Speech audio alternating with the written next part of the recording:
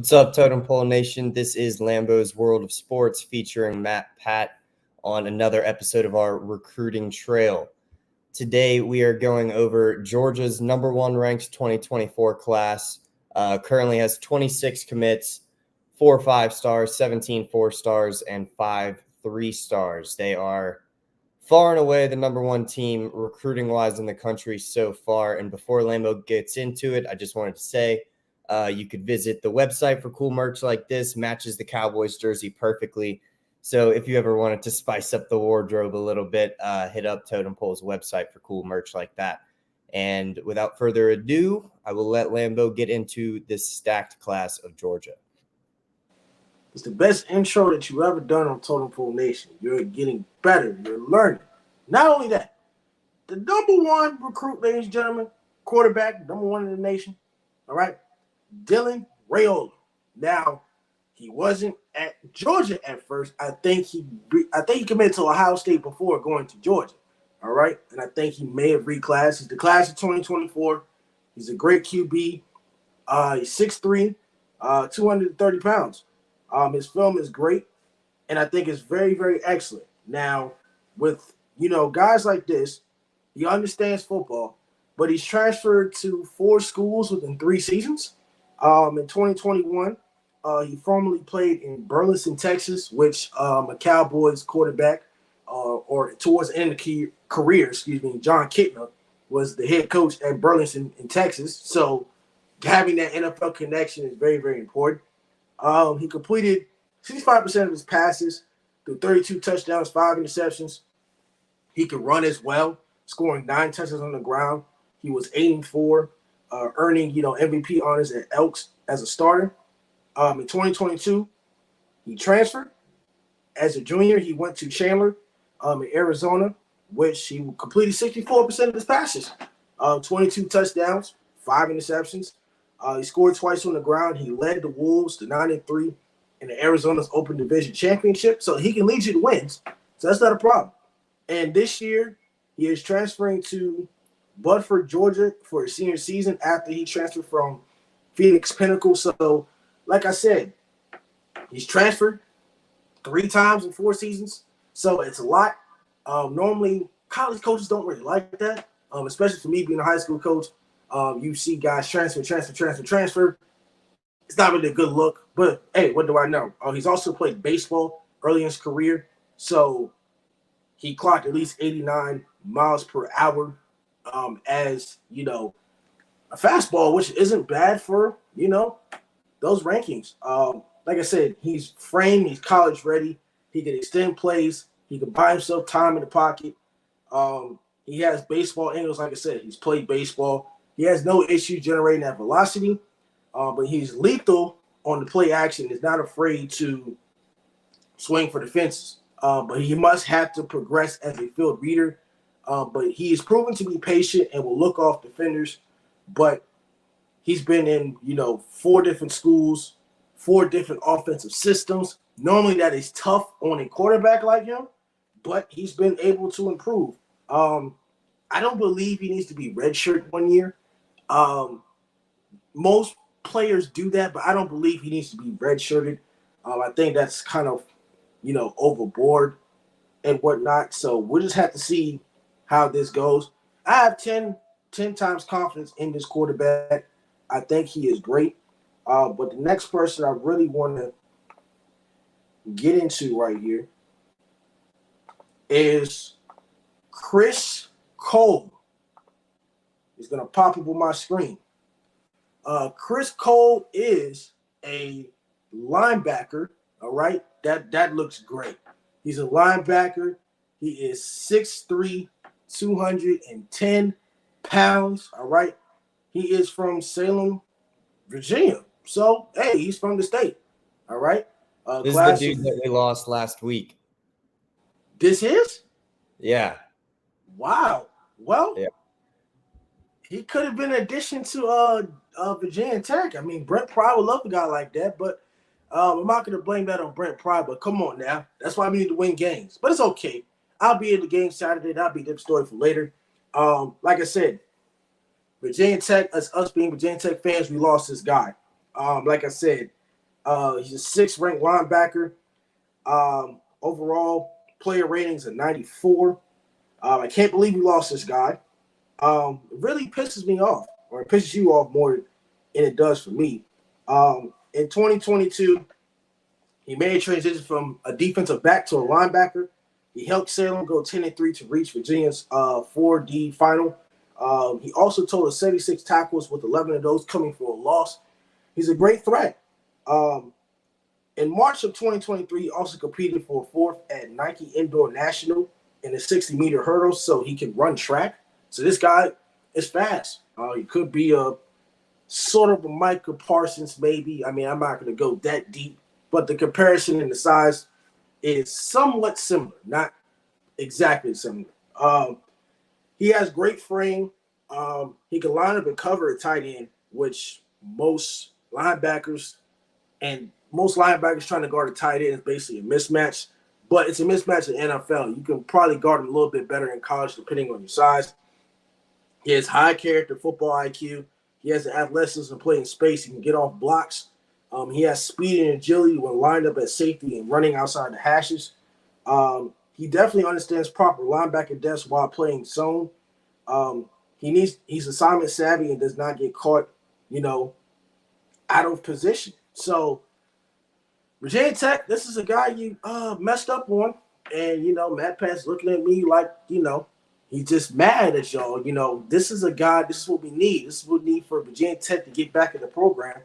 And I'm sorry, this is eventually just not the case right now. So it sucks, it hurts, but I think he's a great addition. Now, the next addition that I'm going to get to as far as Georgia, once I pop this up, is a tight end, all right?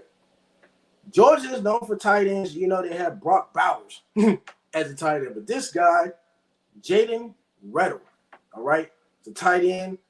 He's 6'4", 233 pounds. I mean, Georgia is known for some great tight ends. Great tight ends. He's the number 4 tight end. Player ratings of 94. He did have some commits. He did visit a couple schools, which was Auburn, Arkansas, Arizona State, Alabama. I guess he committed to Georgia over Alabama because Alabama has 7 tight ends. So ain't no way you can win that job. So you got to, basically in the recruiting process, you have to go about, the roster, how many position guys they have. And, of course, you choose Georgia over Alabama because it's just hard to, play the tight end spot in Alabama. So looking at his film, he's definitely increased the production from his sophomore year to his junior year. He's taller, longer frame. He used to be a big receiver, but he can be a flex tight end in college who can split out. He could end up, playing with his hands down, but he has very little experience playing, with his hands down in the 3-point stance, which, in Georgia, when they run the ball, you need to be really, physical. He has great natural ball skills. He catches over his shoulders. Still a little raw, but he's a big-time weapon. He can fit the mold. He can definitely play in the NFL on Sundays. As his junior season, he had 49 catches for 1,000 yards, all right, and 12 touchdowns. And his sophomore year, he had 21 receptions, 549 and 7. So eventually, he's gotten hella better. I don't blame him, but he has to learn how to get in a 3-point stance, especially in the University of Georgia. You got to get a 3-point stance. You can't just catch the ball. All right, that's what everybody loves to do. Everybody loves to, catch the ball and all this other stuff. Like I said, it's nice. I don't have a problem with it, but you have to learn how to be able to block. Now, this next guy, I hope I have him. I think I do. Yeah, I should have him. This guy right here. Let him pop up on my screen. I think his name is. Give me 1 second because it's messing up. It's messing up. I don't know why. All right. I think his name is Justin Williams. All right. Justin Williams is a linebacker. All right. A great linebacker. He is 6'2", 205 pounds. I mean, look at that. Look at that picture. I mean, everybody wants to play for Georgia. I want to play for Georgia. Look at that chain. Look at that guy. That bald-headed guy just looks great. All right. He is from Texas. He went to Oak Ridge. It's a class of 2024. His schools were between Arizona State, Arizona, Alabama, Oregon, but he went to Georgia. It's just hard to go to Oregon, Alabama because the roster-wise, they have 12 linebackers in Oregon, and then Alabama has 9 linebackers already, and Arizona State have 16 and 12, but they have no commits. But like saying college football, they have 100+ players on the team. So Georgia would just happen to be the number one answer. Now, he's a turbocharged off the ball linebacker. He has great physical traits. He has great athleticism. He's an explosive athlete. He never is out of the play because of his athleticism. But like I said, in the college range, you cannot go off athleticism. You have to go off technique. He can flash with power in his hands. He can drop the hammer to hold on a lead block or a ball carrier. He's a productive defender. He's a volume tackler with high school junior year and tackles for losses and sack numbers.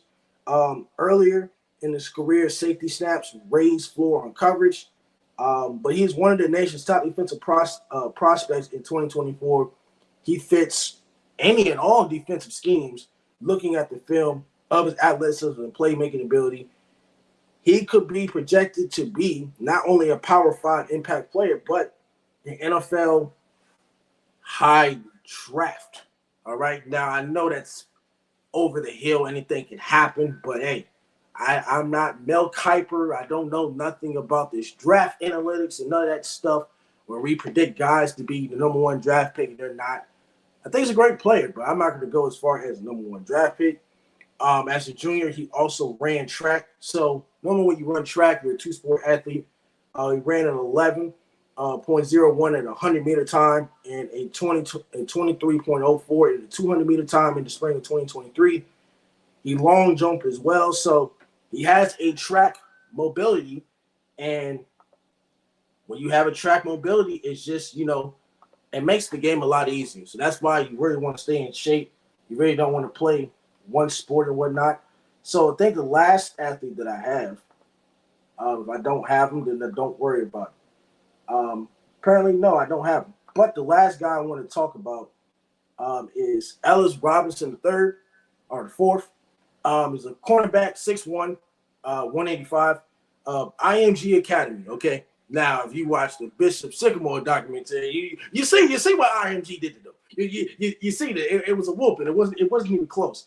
I'm not sure if he was part of that team with Bishop Sycamore when they played.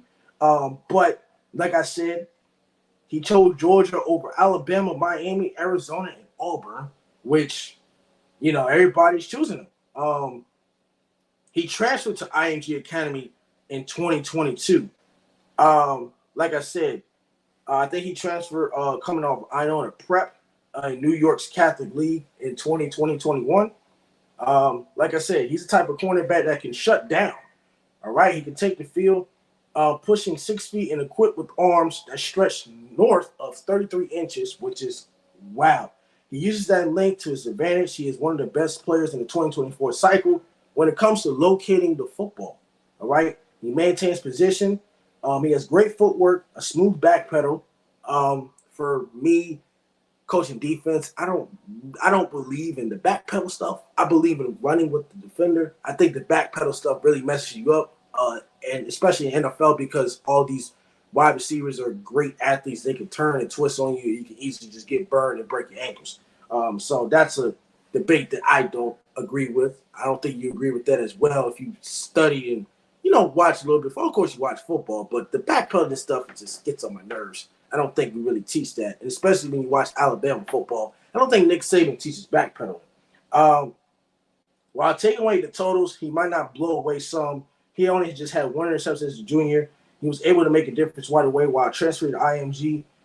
He will need time to get adjusted to speed and tactics of big-time college football. But like I said, he's sound. Technically sound, he could work on his way to the field sooner rather than later. to, already impress. He does have some NFL upside. Like I said, he's working his way. Like I said, playing at IMG Academy and transferring is not easy at all because IMG has a lot of players. But I think this guy has some potential. Like I said, these are the 5 guys I watch out for. This is why Georgia is the #1 recruiting team in the nation, because they just get guys like this. And I'm very confident in this class that can compete for a national championship. But do I want them to win it? It's a great story for college football if they win it 3 years in a row, but it's just hard. I don't see them winning 3 years in a row. Not this year. I don't see it. It's just hard because, like I said, when it comes to competition, how well would they actually do? So that is my take on Georgia football as far as recruiting. Did you have any last words or any input on this Georgia clash? Not really. They're getting the top guys in because they're the best team in college football. That's really all there is to say. You go to their depth chart, every single position group has young depth on it. So all of these guys and it's been the constant theme of Bama and Georgia in recent years. You go there and you're competing against the best every single day. So, all these players that you talked about are getting to Georgia and nothing is given to them. You got to fight for every spot. So, regardless of how many linebackers Oregon or Bama had, there's 8 really good linebackers that are going to be returning next year for Georgia. And this guy's going to have to, fight his way to get any spot on the depth chart if he's not going to redshirt. And then when it comes to the quarterback, they've got junior, sophomore, and freshman on the depth chart right now. So this quarterback, as great as he is, he could come in and there's a chance that he redshirts as well, just because schools like this always have they're deep in talent everywhere. So yeah, the best stay the best for a reason, and it looks like Georgia's doing nothing to slow down. All right, well, this is it. This ends Lambo's World of Sports on a recruiting video on Wednesday. Like I said, Totem Pole Nation got merch. Go on the website. Like I said, it looks great on him. That hat, and except that Cowboys jersey, but it's good drip. So I can't deny drip. But it's just I'm not the Cowboys. And I'm just not familiar with that. But tomorrow we will talk all NFL games, and we will be talking about America's game of the week. Those Dallas Cowboys at home versus my New England Patriots. That will probably be a good 20 to 25-minute rant before we get into the Lions and Packers, which you already talked about, but the game is tomorrow. So that would be a good rant to get into. We might save that video for last just to have some great entertainment. But we'll talk NFL tomorrow. And then, of course, we will be off the weekend because I already bought tickets to go to Tech versus Pittsburgh. They were great. They were cheap. Not cheap, but they were reasonable. All right. $80 ain't bad for them tickets. All right. So I'm going to be going to the Tech game, and I hope they do something because I'm just very, very, very excited. Very excited. As much passion as we have for Tech fans, I'm very, very passionate. I will be there early. There will be some people I will find. I hope I find him somewhere. And I gotta find my main man, Robbie Barron. I gotta find him. All right. He said he's gonna find me. I gotta find him. So, like I said, a lot of excitement, a lot of football going on. But tomorrow's all NFL, and then we will catch you back on Monday because we gotta talk about the night game experience of Pittsburgh versus Virginia Tech. But enough of my rant. It's Lambo's World of Sports, featuring the Big Boy, featuring the Satellite Sports Network. Y'all have a great night, but we're going to catch you tomorrow. All NFL. And those Cowboys,